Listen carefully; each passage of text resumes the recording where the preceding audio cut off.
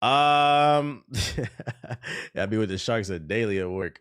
Freaking a new game got announced called Project Ethos. It's funny because yesterday, after this hit the group chat, I searched it on YouTube and I searched gaming ethos on YouTube, and this game came up first, and I thought that was fucking funny. I really didn't check out too much about it, but IGN dropped the first impressions video, so let's check it out. Let's see what Project Ethos is. It'll be available early access today from 2K Studio. Project Ethos is a PvPvE extraction roguelike hero shooter. Nigga, what? Just saying shit. Let's look at the game and judge it. Project New Ethos game is a new free-to-play. Editor knows what they're doing. We're four seconds into this video. I'm getting not even four. You can't. First of all, you can't tell me this is not Tilted Towers. Well, this is not Tilted Towers. This is Matilda Towers. I don't know. No, instead of Tilted Towers, these are Stable Towers. You can't tell me this is not Fortnite. No, this is not even Fortnite Junior, because you're like 5 years too late. This is Fortnite the Third. A third-person hero extraction shooter that mixes in roguelike elements. The main game Fortnite of Project Ethos is an extraction mode, and while I was excited to finally see 31st Union's first project since its formation in 2019, I couldn't help but feel that a lot of the mechanics felt like they belonged in games from that year.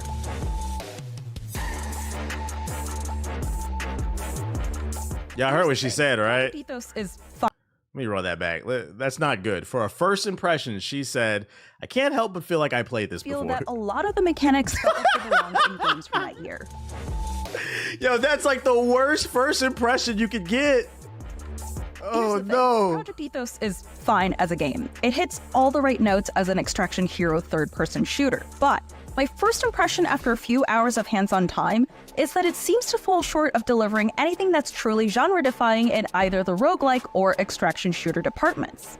In the preview, I was able to play 6 different heroes, each, as you'd expect, with their own abilities and weapons. This forces players to really get comfortable with that character's abilities as a secondary, since abilities in a hero shooter are only meant to enhance your playstyle. Your gunplay comes first, and Project Ethos has some fun sets of weapons that I thoroughly enjoyed playing with. The learning curve with characters and abilities was fairly low, so new players won't feel too out of the even the way look at the way the weapons are sitting on the ground. Can y'all see that? Let me move it back a little bit. Players won't feel too out of the water when entering. Like, it looks exactly like Fortnite, the entire UI. Project Ethos. Trials mode is PvPvE, meaning you'll be playing against real players as well as comments. We're gonna get to enemies that exist in the map. The matches you queue into are persistent. This is running on Unreal? Oh yeah, this game's like, you can't tell me that's not Fortnite right there. You can see how sweet, I picked up a double pump shotgun and a chug jug. Time is left in the match every time you queue in. With persistent matches, this also means that when you drop into a game, you might end up landing closer to some enemies who are running throughout the map. This also means you'll encounter players who are higher level than you. Each Trials match has its own leveling system. You earn XP from collecting XP shards from different loot bins you come across, from killing enemies, and from completing events that randomly trigger throughout the map. The events that could spawn into the map were a bit confusing at first look. It was hard to see where some of the events were happening just by looking at the overall map. You'd have to really be looking at your immediate vicinity to find the local event and then go activate it. After a few rounds of play, I got used to this method, but it was frustrating not to see the afternoon. map. When you level up in a match, you'll be able to pick one of 3 different power-ups for your character. There's a pool of 27 different power-ups to build your playstyle, and this is where the roguelike element comes into play. You can earn up to 9 different... So it's Fortnite with a perk system, where when you open the chest, you can pick different perks, so it's supposed to make the game wacky, cool, and different. Power-ups in one extraction run if you choose to stay in the game for that long and level. The random events that spawn across the map involve different activities that will unlock a big loot chest with bigger XP boosts, weapon enhancements, and cores. Fortnite did that already? Cores are the big ticket items you'll be wanting to collect in each run, since extracting with cores will let you buy augments in the main hub. These boost the ability to get power-ups faster, give you health drops from the NPC bots that you find in-game, and other bonuses. None of these augments boost your damage towards other players though, so it's fairly balanced in that regard. Trials overall felt fairly balanced in gameplay, since you could decide to disengage from fights if things felt too dicey. It felt like a proper survival experience with your typical extraction shooters. While you could feel the imbalance of characters' weapons, with one having higher DPS than the other, you Nomad are gonna love this, right? You know, Nomad love them dead games. In the second game mode I was able to play, called Gauntlet, there was no escaping. You're put into a 3v3v3v3 matchup where you're playing against another team in a small arena. The first team to score 3 victories wins. You're in a server full of other teams, since who you face will change each time in a Dutch round-robin format. Oh, So sweet. you will always only be playing one team, so it'll be 3v3, and then who you play will change each round. So I'm very new to a Dutch round-robin format, but from what I garnered, this format pits the bottom half of the teams against the top half of the team. I'm not even gonna finish this video. It's only 5 minutes. I can't get through this. I'm not gonna lie, chat. I don't give a fuck. Normally on this stream, I'll say when I click off a trailer or like a preview of a game, I'll just be like, I'm not interested, or this is not for me. And sometimes I feel like people don't hear that and they just think that like I'm hating and say the game's gonna fail. Like most of the time I'll just be like, I'm not interested. This is not for me. That's what I normally say. This is a rare case where I'm gonna go ahead and say it. This game's not out yet. It's DOA. This game is dead. Dead on arrival. Nope. It won't make it. It's ass. Nothing innovative about it. Nothing interesting. Don't care. It's free. This game is 5 years too late. Welcome to 2018, 2K. This genre is dead. You said prep the conference. Yeah, it's DOA for sure. Concord levels of DOA. Concord levels of DOA. Like the funny thing is, like this is worse than Concord in my opinion. Concord was trying new things with their story mode. Like I stand on the fact that like I'm not saying I think Concord would have died eventually, but like if it would have been given a fair shot, I think more people would have liked it. But they just never gave it a shot because they heard people talking shit about it on the internet. People who never even tried the game. Because they were trying to do things with like the story mode that were actually innovative. Like this is just a straight up Fortnite clone. But I think people will try it at least because it's free. Because motherfuckers say they hate these type of games, but First Descendant even had a month to shine because it was free, although it's dying now. But we'll see though. I think this is DOA, and on top of that, it doesn't even have a name. Project Ethos. What the fuck? Get a real name.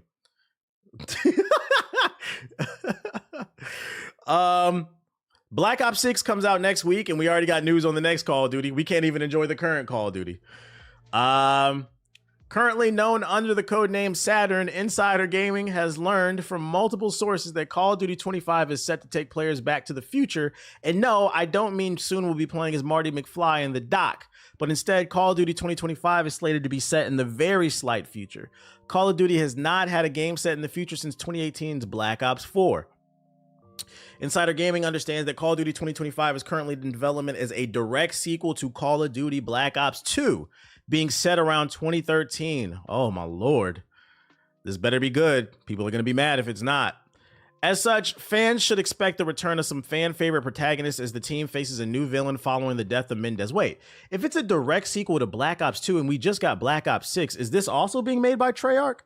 Because if we're getting a Black Ops 2 sequel and it's not being made by Treyarch, oh my lord, fuck out of here. As previously rumored, Black Ops 2 Remastered Maps will be coming to the game. And this would piss a lot of people off because Black Ops 2, I feel like, is the last Call of Duty where the community universally agreed this is a great game. After that, it became like preference. So like, this is a beloved game. If you make a direct sequel to that and that shit is ass, oh, you're gonna get it.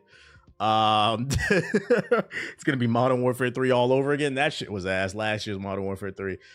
As previously rumored, Black Ops 2 Remastered Maps will be coming to the game, but recent plans and the scope of the game have been changed significantly. What?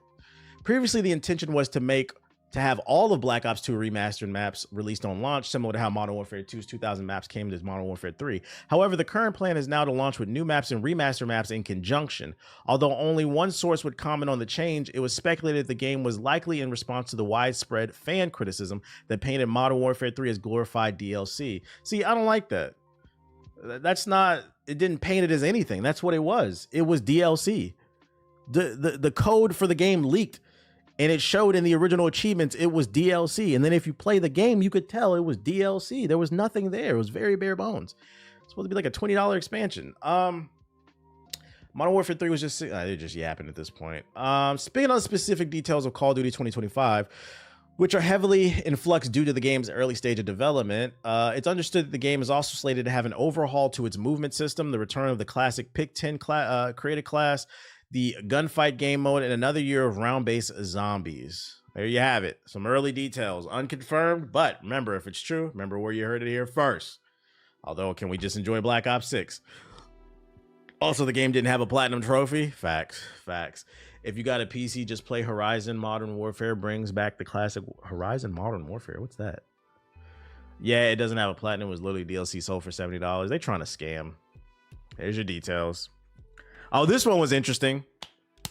So if you know anything about microtransactions, well, if you don't know about microtransactions, you would assume games like Madden, 2K, FIFA, Call of Duty are the reason that microtransactions have become a problem. But Patient Zero, that don't know your gaming history, Patient Zero for microtransactions, the first major one, was actually in a Bethesda game. It was in Oblivion. It was the horse armor. It cost like $10 to add armor to your horse.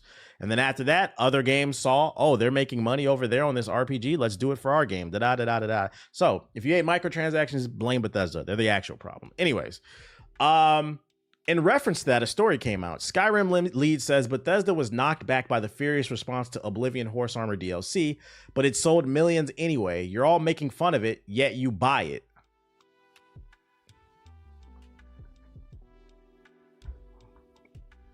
Say, y'all don't got no self-control. But boy, back, it was a ruckus when Bethesda released Oblivion's mini DLC back in 2006. It's one of the earliest big video game controversies I can remember. And it caught Bethesda off guard. In a chat with Video Gamer, Skyrim lead designer Bruce Naismith, who left Bethesda in 2021, recalled the period saying Bethesda, I believe, was the very first company to do downloadable content expansions. And so Bethesda didn't know what the hell it was doing at the time. We didn't know. With Horse Armor, Bethesda was throwing stuff at the wall and seeing what stuck, testing the waters of this newfangled downloadable content thing that was bite-sized pack of fluff on the Xbox store for a little over $2. Oh, I stand corrected. It wasn't 10, it was 2. It felt like 10 back then. Even still, for Armor, that's stupid. Players felt nickel and dime and made that very clear, while they had a voice and the rest is history. Naismith says that Microsoft and Bethesda were caught flat-footed at the response to it and did not anticipate it at all. In fact, only in hindsight could it be seen that it's not what people wanted and that we basically thumbed our nose at them without realizing it.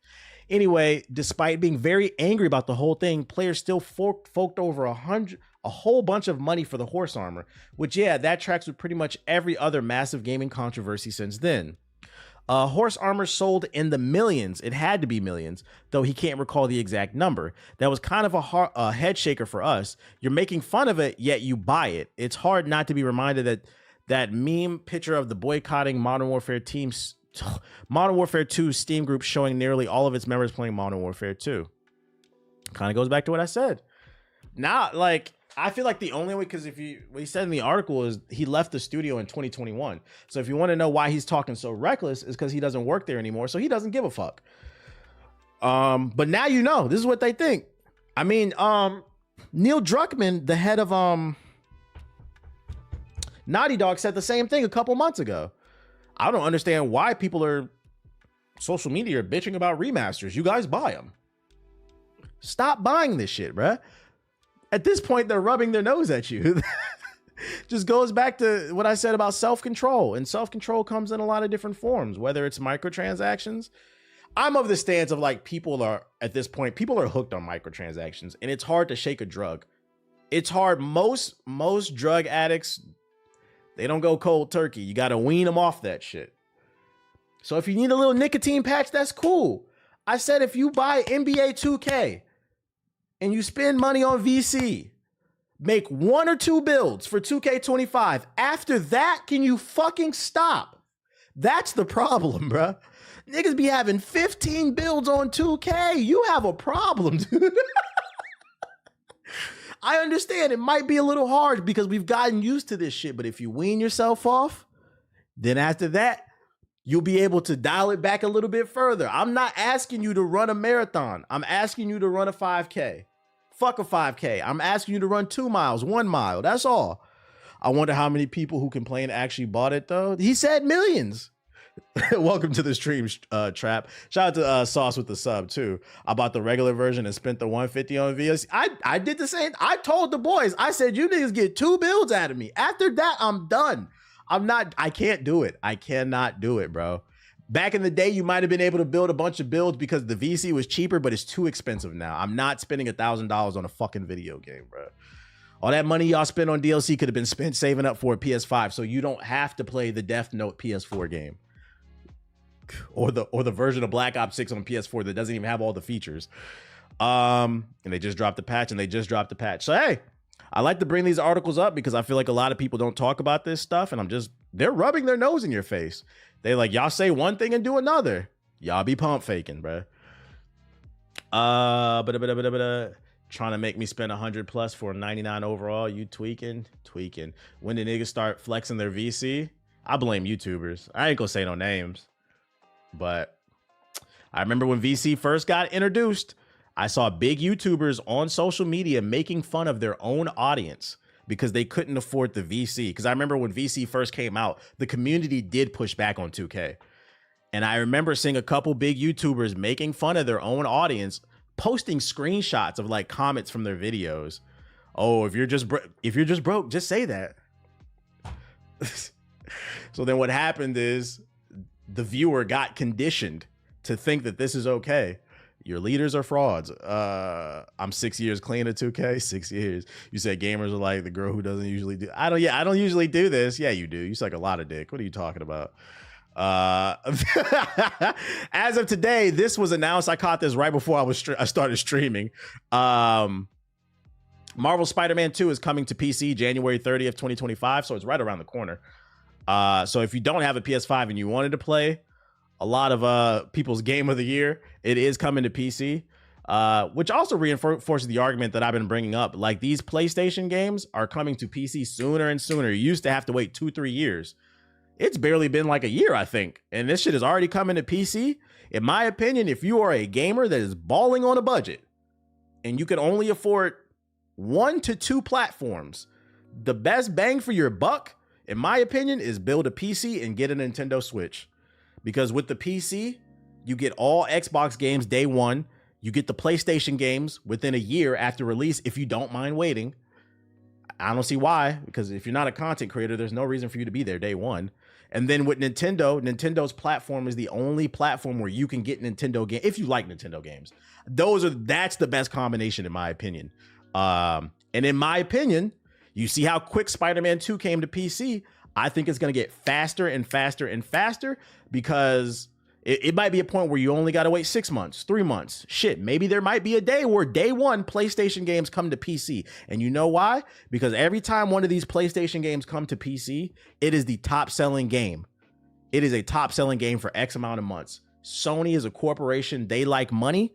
So all the Sony ponies that just ride hard for their corporation, Sony's about to give you a middle finger. They don't give a fuck that you fight the console war. They want to make money. And also, a lot of you niggas don't even fight the console war correctly because you're still on PS4.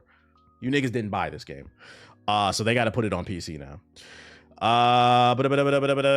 Also, what's up? I've been hooked on Metaphor. What up, Dust? Me too. PC's overrated. Yeah, not paying for online's overrated. Having the best graphics, the best visuals, $5 games on Steam sales, overrated, man. Having all the Xbox games, all the PlayStation games, overrated. Using any controller that you want, overrated. Having platforms where you can download the games that have no DRM, overrated. Oh boy. Emulators, overrated. Hell yeah.